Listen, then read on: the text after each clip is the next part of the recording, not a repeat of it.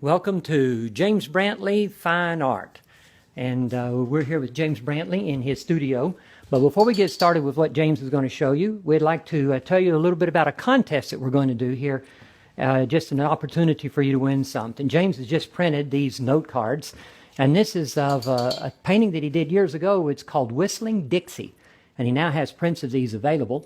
But anyway, we have a pack of 6 note cards, which we're going to make available. What we'd like for you to do is message us on Facebook in a private message and send us your email address and name.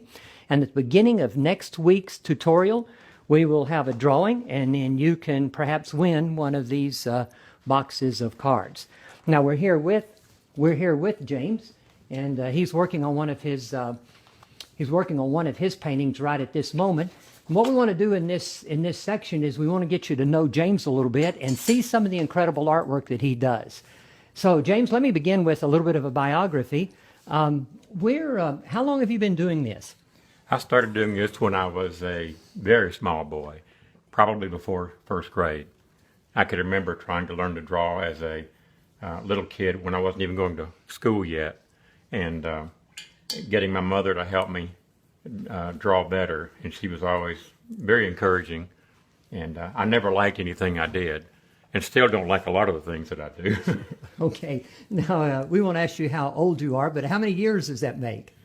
Well, that would almost tell you how old I am, but I've been doing this since around 1950. Okay, now you do have some formal education in art. Yes, I do.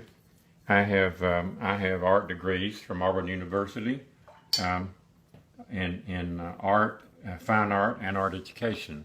Okay, and you also have taught art for a long time. Yes, I have probably taught full-time art about 34 years, I believe.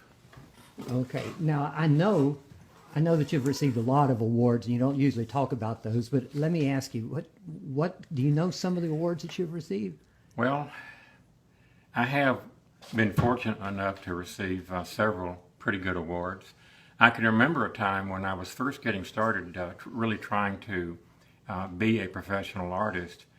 I didn't have a very high opinion of myself and my ability to paint.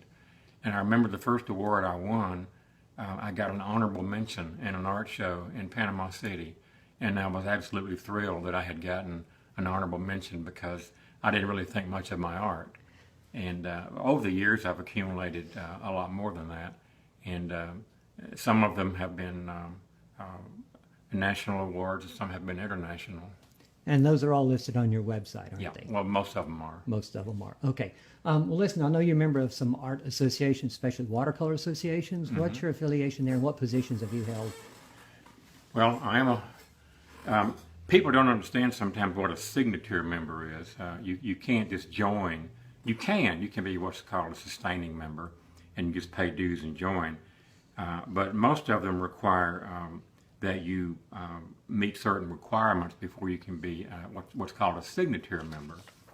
Usually you have to be accepted into 3 juried shows. That's where you submit your work, and a jury, maybe one person or a group of people, will say that your work is either accepted or not accepted. And so you have to usually be accepted into 3 shows in any organization before you're eligible to become a signature member.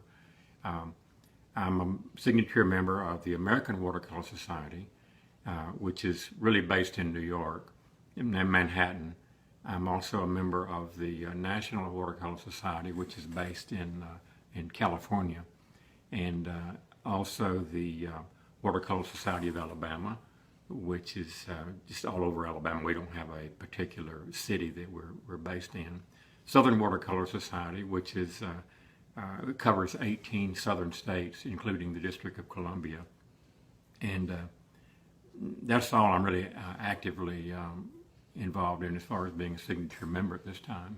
Okay, well, let me ask you a little bit. I've heard you talk about it, and you have a very specific idea of what art is and what it is not.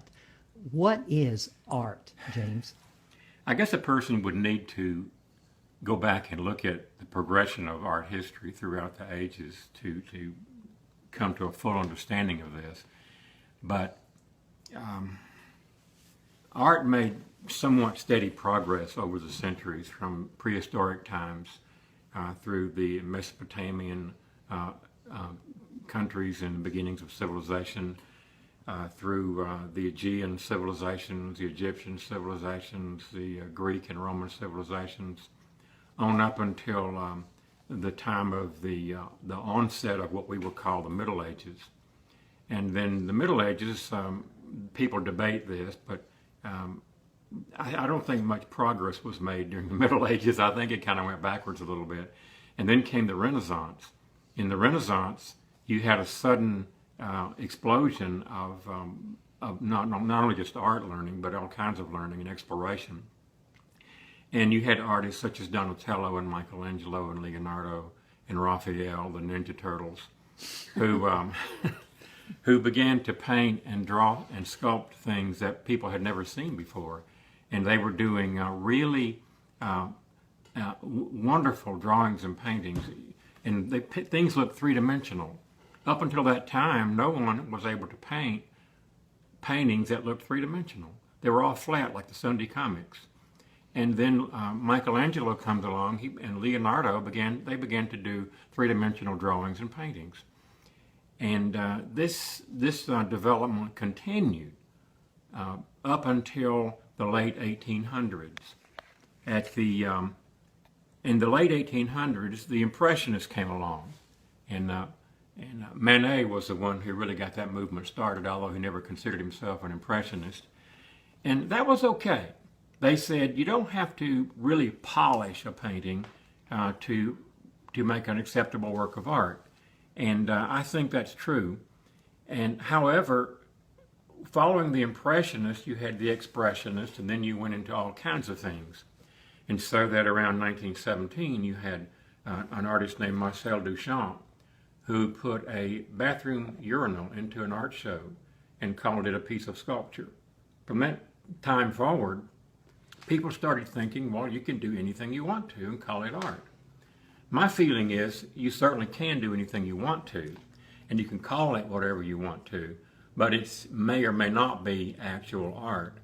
My feeling is that art is representational. If it's not representational, it's something else. It's design. There's nothing wrong with design, and if you want to do it, you can, but I don't feel like it's art any more than, say, if you dropped a bunch of spoons on the floor and recorded the sound, it would be music.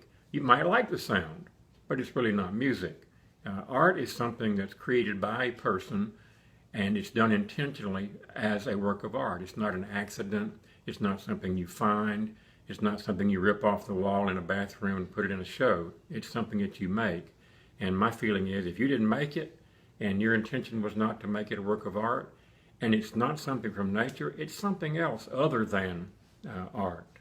Okay, I've heard you say that some of your formal education was not real productive to creating the realistic art that you now do.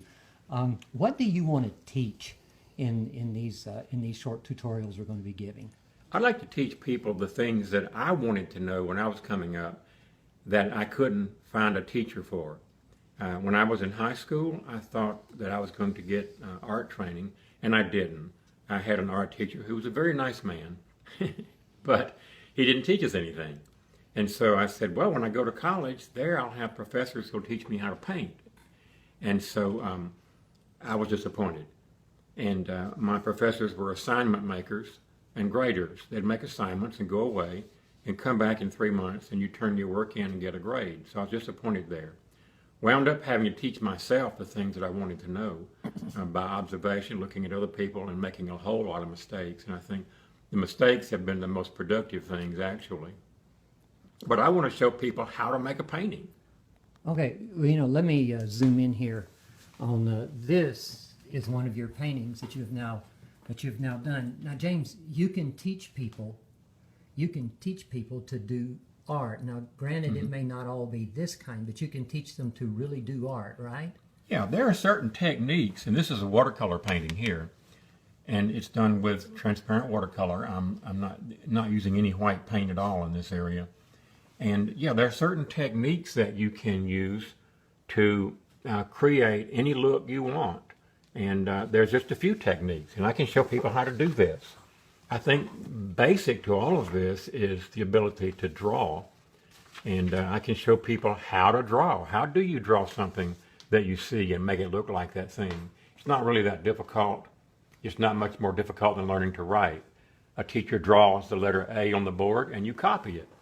And so in a drawing of an eye, for example, the teacher might draw an eye on the board and you copy it. It's no different, really. Okay. Well, now listen, you've got a lot around your studio here. Let me back up a little bit. And would you kind of start with this painting right here in front of me? It's obviously not completed. But would you tell us, just take us around the studio and show us some of the works that you have in progress? Okay. Here's one that I've had.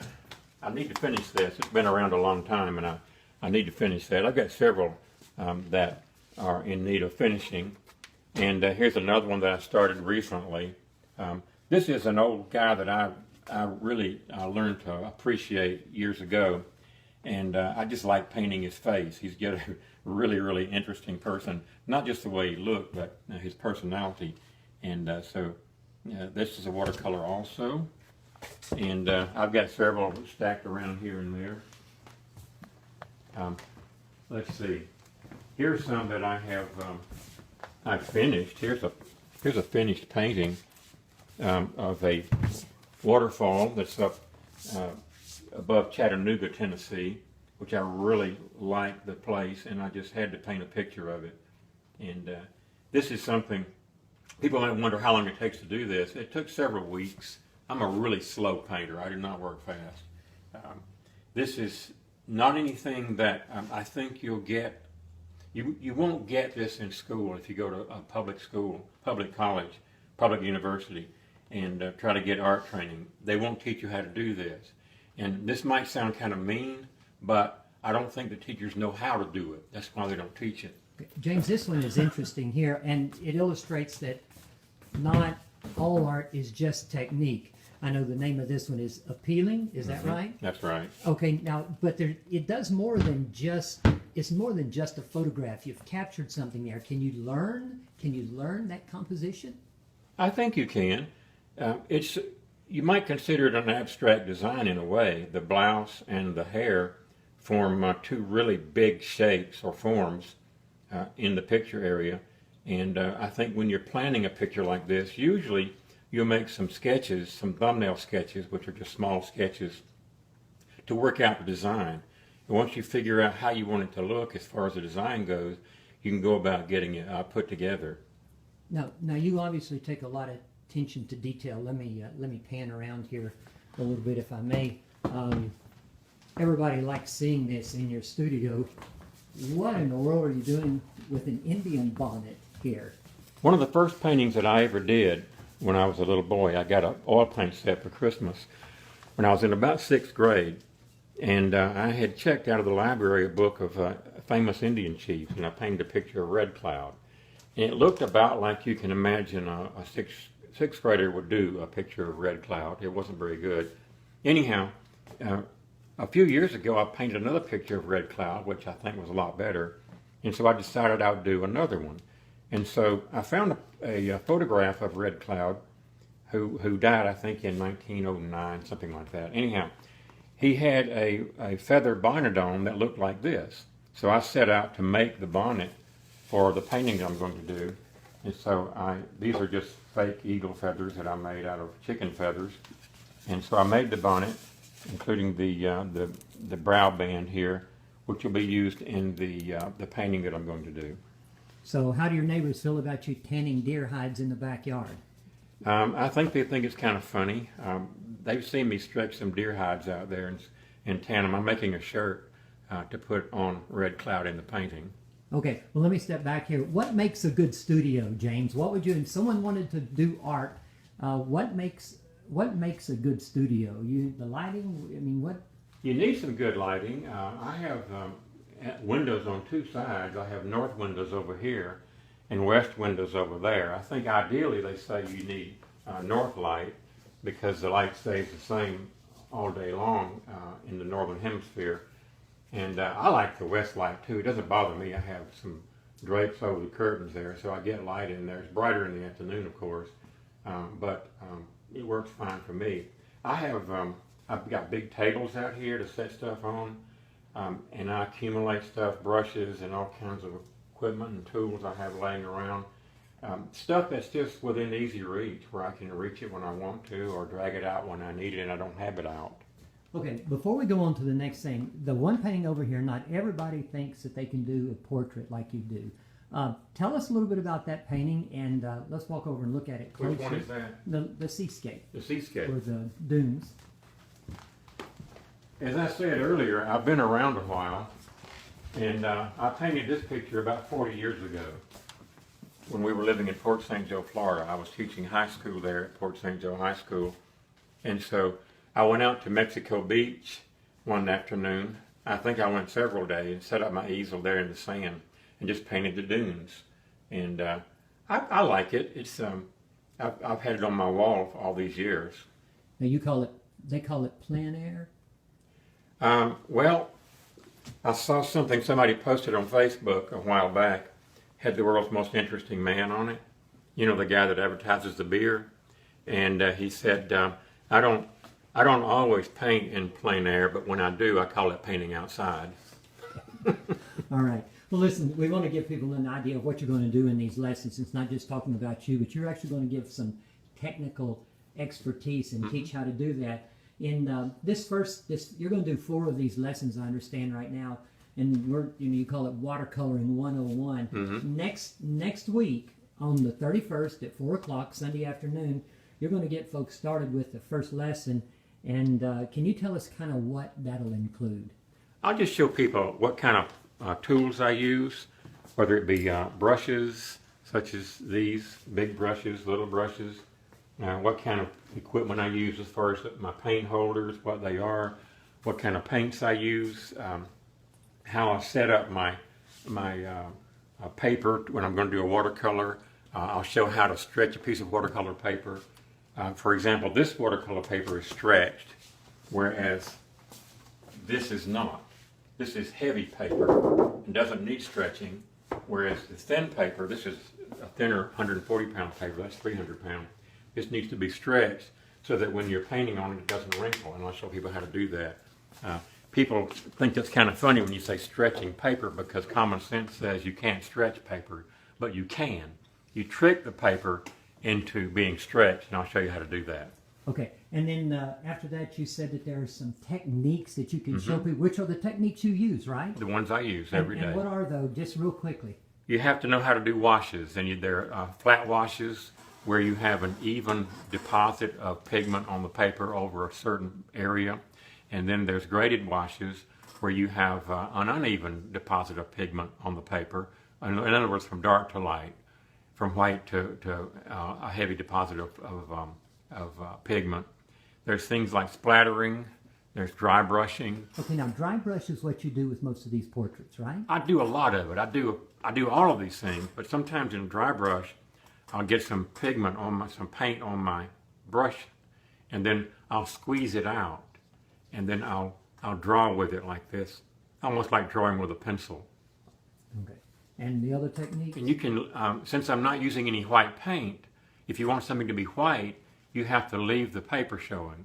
Sometimes you'll paint over an area and you decide it's too dark, and so you go back and you wet your brush and carefully moisten that area, and you can lift it off with a piece of, I use a paper towel, just lift it off.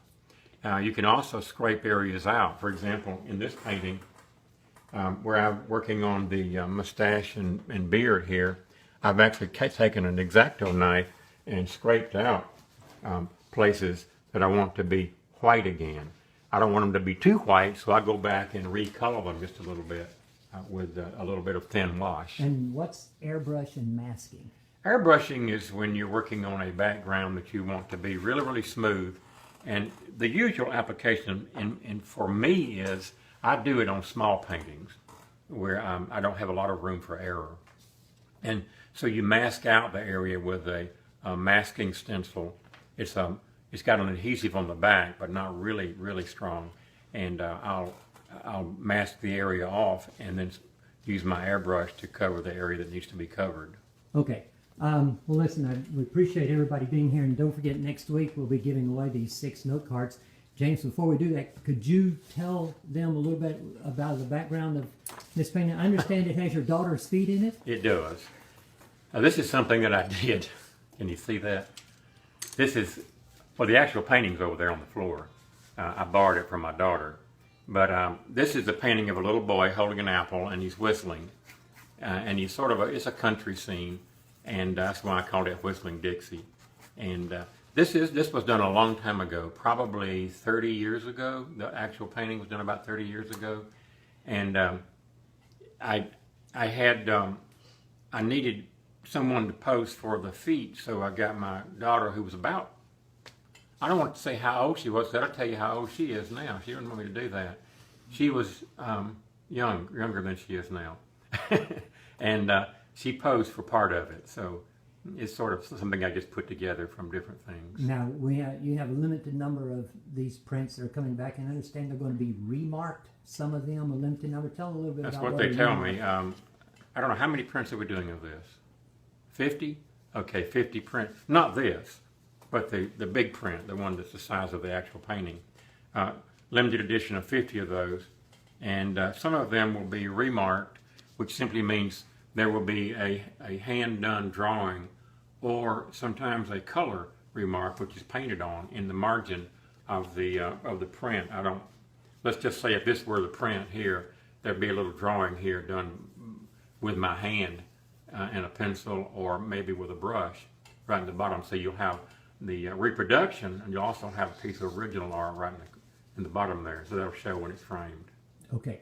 If people have questions about any of this, would it be all right if they Facebook you a message on that? And Absolutely. And if you have questions, and we'll try to get answers for those questions for you. Also, if you'd like to be entered into the drawing, you need to give us your name, Facebook us your name and an email address, and we'll enter you in the drawing at the first of the program next Sunday, the 31st at 4 o'clock. We'll have that drawing, and somebody will win those cards. Are we doing that Sunday? Sunday, next Sunday. Okay, we are doing it Sunday. Okay. You're So same time, same station. You're the artist. Okay. Well, listen, thank you very much for being here. Anything else, James? Well, I'll see you next Sunday. All right. Send me an email or Facebook post if you want to get in touch with us. Thank you very much.